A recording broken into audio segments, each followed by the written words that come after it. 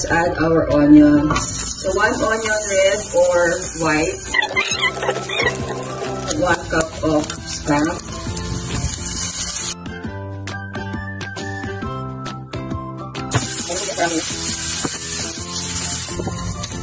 Yan. So as you can see, lightly toasted na yung ating Spam. And we're now going to add some kimchi.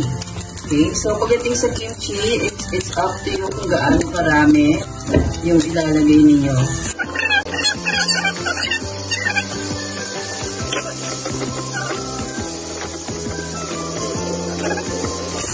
Yan. And then we now add our rice. Okay. So mga 2 cups of rice.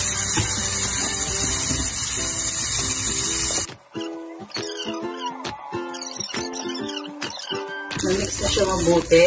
And naglagay tayo ng, ito optional lang to, onion leeks, okay? If you want to add onion leeks. Pero kung hindi, okay na kahit wala na.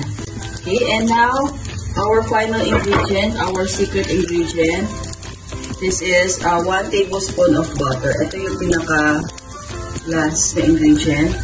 Okay, so i-mix natin siya.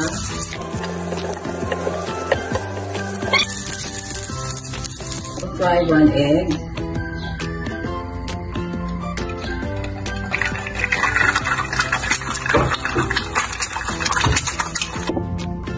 Yan. So, optional lang to. Mag-garnish lang tayo ng konting green onions on top.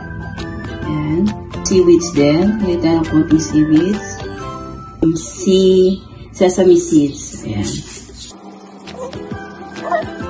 Okay, that's our dish.